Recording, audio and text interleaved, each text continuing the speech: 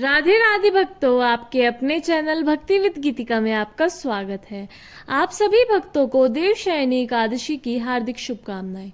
आज के इस वीडियो में हम देवशयनी एकादशी की व्रत कथा महात्म जानेंगे और सुनेंगे। सबसे पहले हम देवशयनी एकादशी का महात्म को सुनेंगे। ब्रह्म वैवर्त पुराण में देवशयनी एकादशी के विशेष महात्म का वर्णन किया गया है।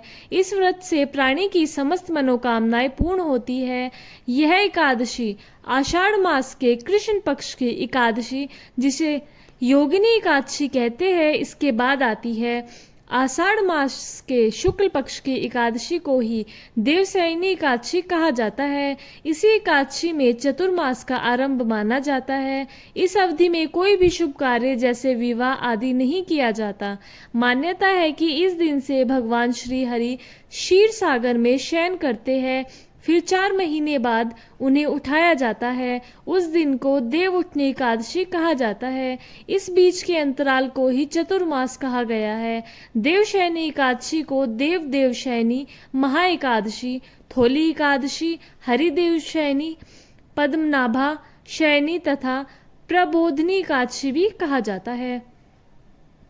भक्तों, अब हम देवशयनी एकादशी की व्रत कथा को सुनेंगे। धर्मराज युधिष्ठिर ने कहा, हे केशव, आषाढ़ शुक्ल एकादशी का क्या नाम है? इस व्रत को करने की विधि क्या है और किस देवता का पूजन किया जाता है?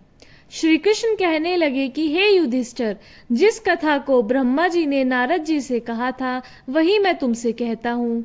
एक बार देव ऋषि नारद जी ने ब्रह्मा जी से इस एकादशी के विषय में जानने की उत्सुकता प्रकट की। तब ब्रह्मा जी ने उन्हें बताया, सतयुग में मंदाता नामक एक चक्रवर्ती सम्राट राज्य करते थे।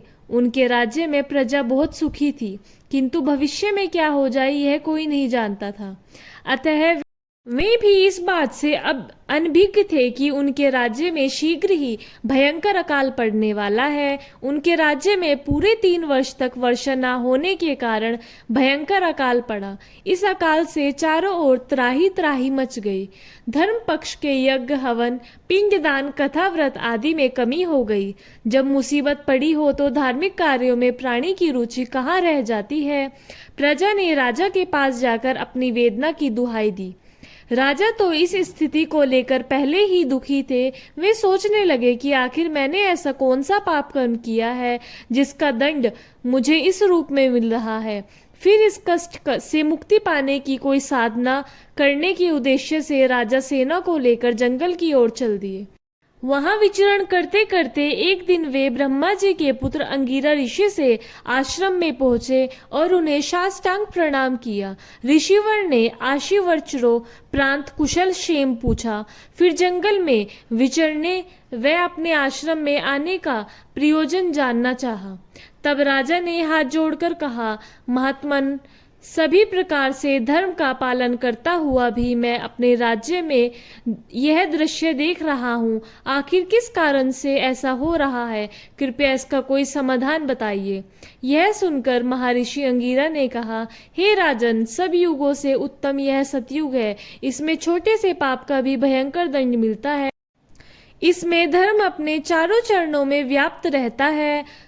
ब्राह्मण के अतिरिक्त किसी अन्य जाति को तप करने का अधिकार नहीं है, जबकि आपके राज्य में एक शुद्ध तपस्या कर रहा है। यही कारण है कि आपके राज्य में वर्षा नहीं हो रही है। जब तक वह काल को प्राप्त नहीं होगा तब तक यह दुर्भिक्ष शांत नहीं होगा। दुर्भिक्ष की शांति उसे मारने से ही संभव है। किंतु राजा का हृदय एक निरपराध शुद्ध तपस्वी का समन करने को तैयार नहीं हुआ। उन्होंने कहा, हे देव, मैं उस निरपराध को मार दूं, यह बात मेरा मन स्वीकार नहीं कर रहा। कृपया करके आप कोई और उपाय बताएं। महर्षि अंगिरा ने बताया, आषाढ़ माह के शुक्ल पक्ष की एकादशी का व्रत करे। इस व्रत के प्रभाव से अवश्य ही वर्षा होगी। राजा अपने राज्य में लौट आए और चारों वर्णों सहित पद्म एकादशी का विधि पूर्वक व्रत किया।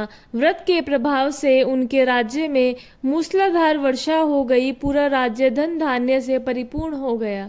ब्रह्म वैवर्त पुराण में देवशयनी एकादशी के विशेष महात्म का वर्णन किया गया है।